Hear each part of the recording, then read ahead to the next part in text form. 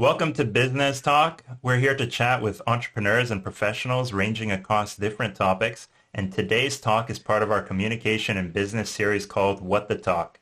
Today, I'm joined with Robin Mahadeva, a preserver of workplace culture in the Canadian financial services sector. She has over 25 years developing global talent and is a manager of people experience at CAAT Pension Plan. And joining Robin is one of our experts on communication and the power of the subconscious mind, Dr. Dalton Kehoe, an entrepreneur with his company Communicate for Life. You can learn more about our guests in the description below. Welcome, everybody. Thanks for joining us today. Thank you. Awesome. So I just want to say pandemics and epidemics are nothing new in history. They come and go, and places around the globe are talking about coming back to the office. But before we get into how your work is preparing leaders to constructively communicate another shift to their employees, I want you to set a baseline, Robin, for listeners on the rules around coming into the office and remote work before the pandemic.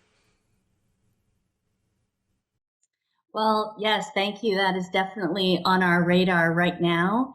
And I guess what's really on my mind and what's on our leadership over at CAAT Pension Plan's minds is flexibility, providing flexibility for our employees and really almost over communicating the options to our employees so they feel well informed, they feel like this is a safe environment, and they have options. And it sounds like that's nothing new. Like, as things would shift in the past, or there's new processes in place in terms of, remote work and how people should be coming into the office. Is that the strategy? It's always over communication, or is this particularly something new that you're doing now? Well, we've always been an organization that values frequent communications for sure. But I think with the pandemic, we have had to really highlight communication as primary. So this is something I guess has been escalated throughout COVID, and it will continue as we transition back into more of a hybrid work environment. So like, what are you using to measure success of your training and leadership effectiveness in this process of communicating, these changes? Well, we've always, measures of success for training we've always used the tried and true monitoring participation levels, making sure people feel engaged. Certainly post-event feedback, that never really went away. And for leaders, we conduct annual 360 assessments. So continual feedback has always been a very important part of our DNA at CAAT. But this is broadened now, really. We're starting to look a lot more at employee engagement scoring and how that links in with the quality of our training and what needs to take place. We now have a platform that allows us to dig deeper into skills progression because we're growing and we need to upskill, so we can monitor that now and see which areas of skills we need to highlight, succession and promotion levels, and how we tie that back to training. So we're really broadening our measures of success ever since COVID. Definitely sounds quite robust, that's for sure. Probably a handful to manage, but definitely important, I guess. And this is where Dalton is really going to be able to lend a lens from the psychology perspective. But how did leadership styles change? How did managers, employees cope? Did they remain the same or get better or worse? How so? Well, for me, I work a lot with leaders at CAAT, and I noticed a few things, and perhaps some that might resonate with your listeners as well.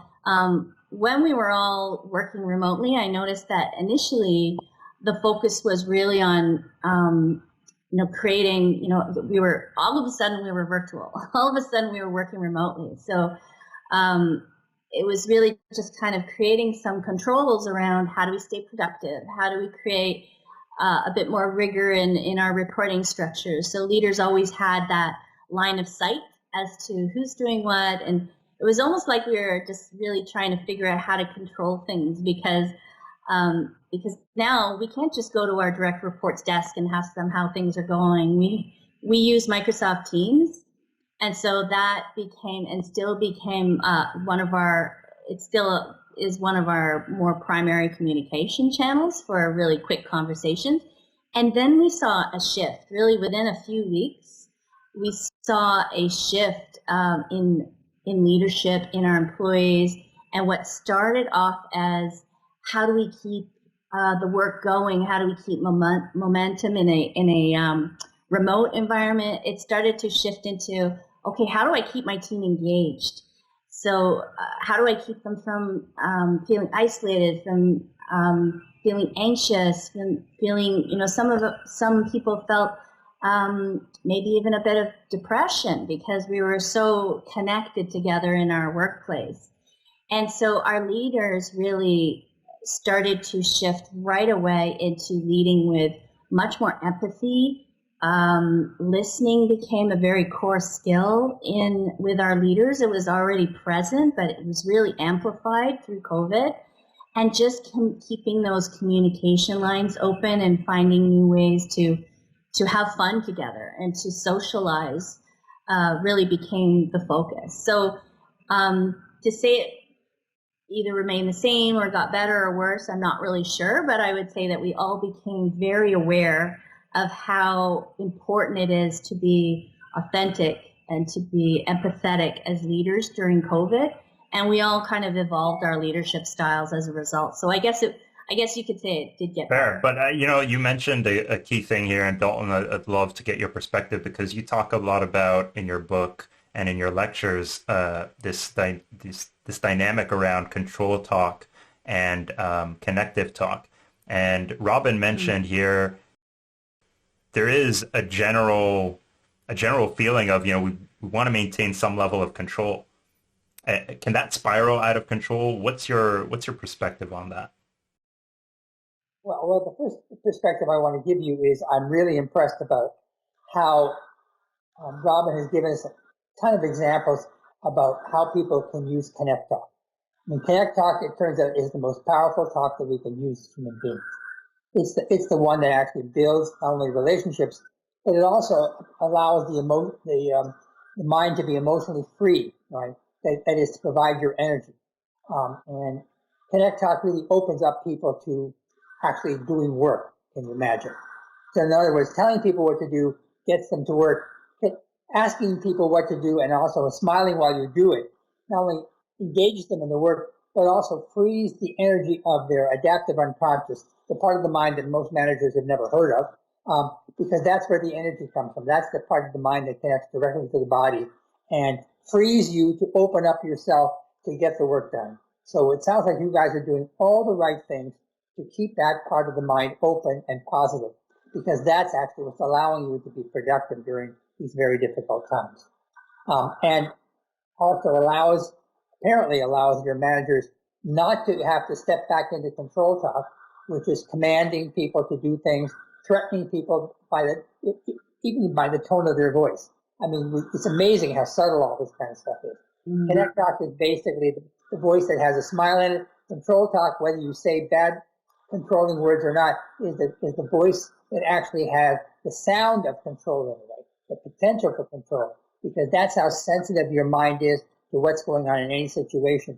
And it seems like you guys have actually gone out of your way to make sure that that doesn't happen in these difficult times. I know that the COVID presence, like any other major negative presence, should put people on edge. And literally we mean on edge by, that is, make their adaptive unconscious minds much more sensitive to anything that's threatening, anything that can be negative. And that means that as managers, you have to work a little harder at being positive and connective, because they're already prepared to hear bad things, right? Because they're already set up by the disease itself and the separation created by the disease, and also the general threatening quality of the disease to hear bad things, critical things, overbearing things, any of those things that say, just stop doing that, get back to work kind of things. And it sounds like your managers and your company is not doing that kind of thing, that your managers are working very hard to stay on side with, so how's it going?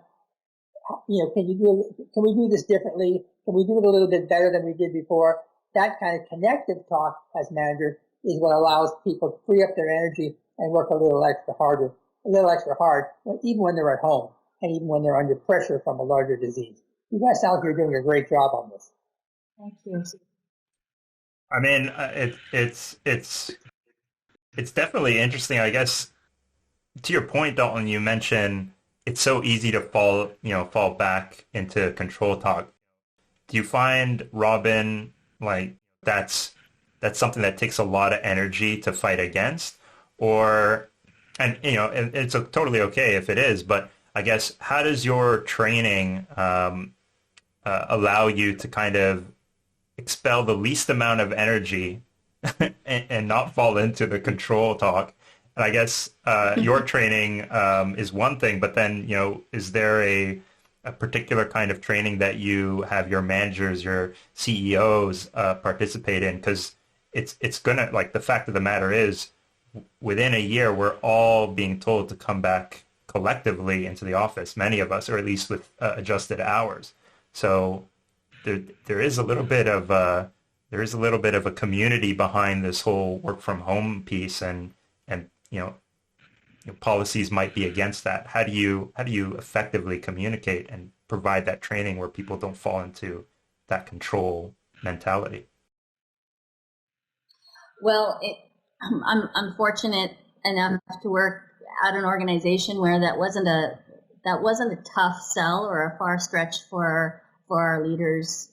They already have those skills, but really, as I said before, it just became much more amplified during COVID.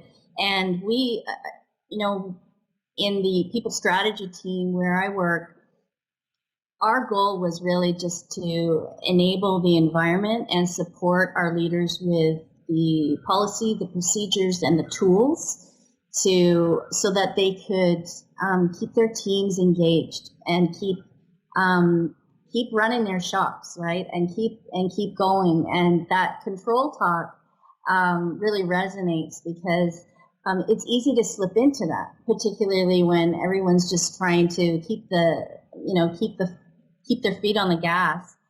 But really how we support them in training is through, first, there's a lot of research and a lot of content out there, as you know, on remote work, keeping your team engaged virtually, all sort of things. So I had no problems finding content to support our leaders and courses to support our leaders. But really it's the human skills that we showcase every week through constant learning content on active listening and emotional intelligence and leading with empathy and being authentic and critical thinking. And I would say that the shift we've made as a leadership community in my organization anyway has been one more of a listening as leaders versus always being the one to talk. So back to your point on how do we conserve energy? We listen. We listen more. We get curious about our staff, and that's the best thing you can do to help engage and keep them motivated. In my view. Yeah, well, what's going on here is that you're actually going through all the elements of my third type of talk. I've divided talk into three general types, right? Which is connect talk, control talk. But the talk that actually saves situations and keeps them going, particularly when they're difficult, is dialogue talk. Mm-hmm. And asking questions and listening openly, as you've just suggested, is one of the key ways of doing that. But it all begins with the last letter of dialogue, which is emotional self-management. How do your managers, manage their emotions to be positive rather than to be automatically negative, which of course is what the COVID moment actually encourages, right? When people don't do what they want to do, or when they're at home and they actually aren't in the office and can't talk to directly, what keeps you from actually being sharp with them? keeps you from actually undermining all your effective communication stuff, particularly when things go wrong. Asking questions and listening, which is the core of my dialogue model, is one of the ways to do that, right? Now, instead of saying, what the hell is wrong with you? How about, can you tell me what's going on? It's a whole different tone of voice, but more importantly, it's not as directly critically personal, and therefore not controlled. So that's interesting. That's interesting, Dalton, because I wanted to ask Robin, like, the fact what Dalton has described here is essentially you're asking employees for feedback as well in this process, and so I wonder, in your coming back to work policy now that things are opening up a little bit more, how much of the policies or the communication that's going out been informed by kind of querying or polling your employees? Have they had a contribution, or has this been just top down? This is our policy, but we're doing an effective job at communicating the policy. Mm-hmm. Well, aside from following provincial guidelines, of course, we don't put out any policy without engaging our staff. And so we have some very active committees in my organization, employee engagement committees. We have inclusion diversity committee. We have social committee. We have lots of committees full of really smart people who provide us with valuable input on what's the right thing to do, what's in line with our core values. So our policy in this respect comes after many requests for feedback, surveys to all staff, and it's still not fully baked. We're still refining it. We're still getting ready to put it out there. But once it's out there, we know that our staff have been already informed and have had some say and have been able to provide input into the decisions. I think that's totally fair. I know I was talking with Dalton before the show here around businesses, especially entrepreneurs today, smaller shops. It's so hard for them to get talent as it is. But what we're finding is actually there's some research to suggest that a lot of people are choosing, to kind of resign and find other kind of work. Either one, that they don't feel like definitely their passions maybe have changed, but another one is, they don't feel that potentially they've been consulted in the, coming back and how they're going to be working moving forward. And so you lose that talent. So it's hard enough to get that talent. But it's super easy to lose it. And I guess I'm wondering, is there a concern at the office around retention coming back from kind of a lockdown approach for over a year? Or is that kind of mitigated by the research you're doing and the kind of polling and the communication that you're doing with employees?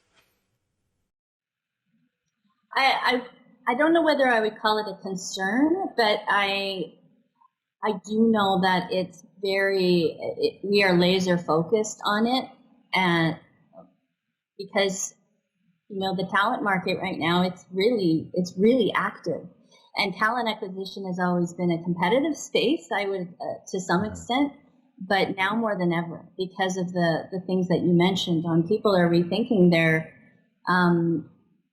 what work means to them, rethinking their lifestyles, rethinking what workplace and workspace means to them. So I would say that we're not concerned, but we're definitely keeping it on our radar and always making sure, and I guess I'm biased because I do lead the people experience team, so that is top of mind every single day for us, on making sure that the experience our employees have every day at CAAT is one that is open, welcoming, engaging, and challenging for people.